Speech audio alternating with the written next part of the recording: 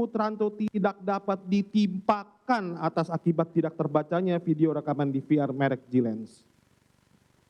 6. Terdakwa Cuk Putranto mengalami kesesatan fakta, error in facti dari awal peristiwa, maka dengan sendirinya unsur dengan sengaja yang terdapat dalam pasal-pasal yang dituduhkan baik dalam surat tuntutan dan surat dakwaan menjadi tidak terbukti, serta adanya kesesatan fakta atau error in facti merupakan alasan penghapus pidana. Bahwa 7.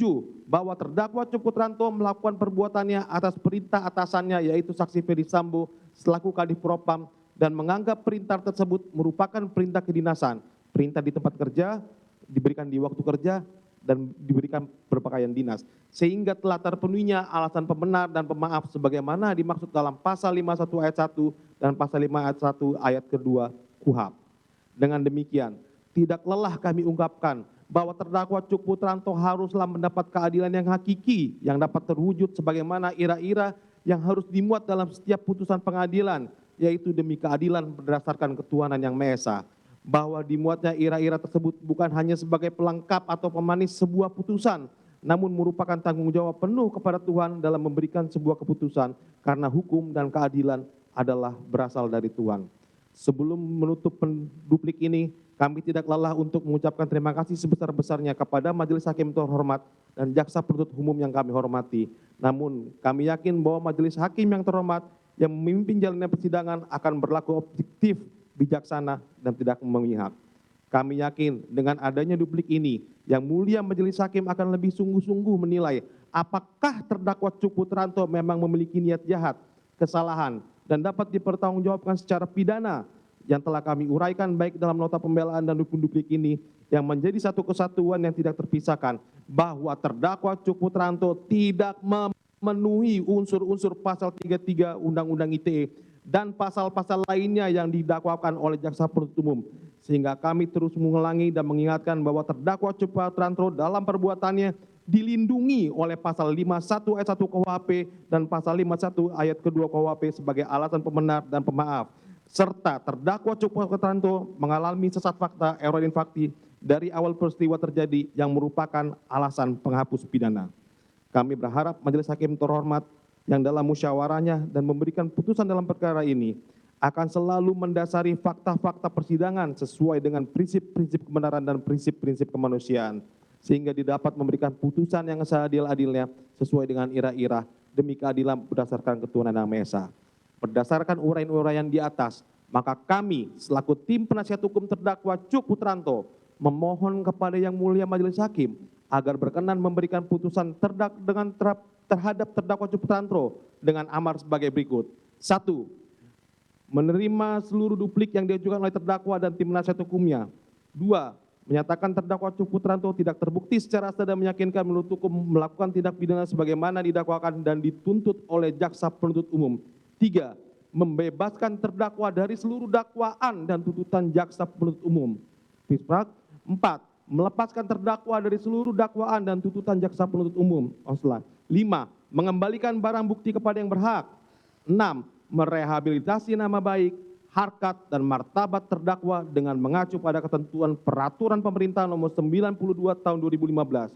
7. Membebankan biaya perkara kepada negara. Dengan demikian duplik ini kami sampaikan dengan keyakinan kami yang sungguh bahwa Yang Mulia Majelis Hakim Perkara akan memberikan putusan bebas, free track, atau lepas onslaught kepada terdakwa Cuk Putranto. Kiranya Tuhan Yang Maha Esa memberikan rahmatnya kepada kita semua, khususnya kepada Yang Mulia Majelis Hakim. Atau apabila Yang Mulia Majelis Hakim berpendapat lain, kami mohon putusan yang seadil-adilnya. Ex aequo et bono. Jakarta, 8 Februari 2023. Hormat kami, tim pembela Cuk Putranto.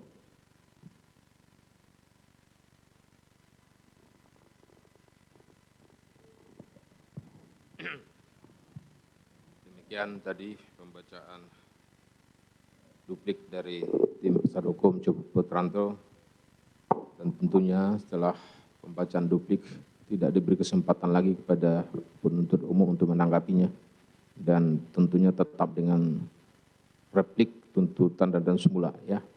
Demikian juga tim penasihat hukum tetap dengan duplik pembelaan semula.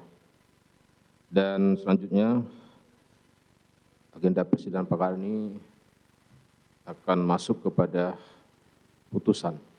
Dan untuk putusan, majelis akan bermusyawarah dan akan membacakan putusan dalam perkara ini insyaallah pada Jumat 24 Februari 2022.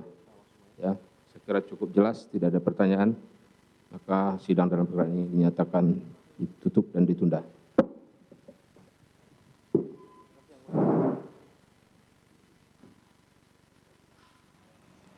Sidang duplik terdakwa Cuk Putranto baru selesai dilakukan. Tadi penasehat hukum dari Cuk Putranto menolak semua replik yang sudah disampaikan oleh jaksa penuntut umum pada pekan sebelumnya, dan beberapa poin diantaranya dinyatakan bahwa seluruh dalil JPU ditolak, poin-poin yang dianggap tidak sesuai, salah satunya adalah untuk melawan perintah dari atasan, dalam hal ini Verdi Sambo, tidak dapat menolak perintah atasan dan juga tidak memiliki kehendak untuk menolak perintah yang kemudian diberikan oleh Verdi Sambo.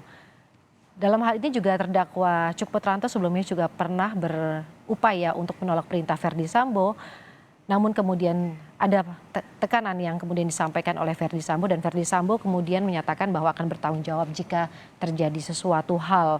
Intinya adalah penasihat hukum meminta bahwa majelis hakim melepaskan seluruh dakwaan yang diberikan oleh jaksa terhadap terdakwa, kemudian merehabilitasi nama baik terdakwa, dan juga memberikan putusan bebas bagi terdakwa Cuk Putranto.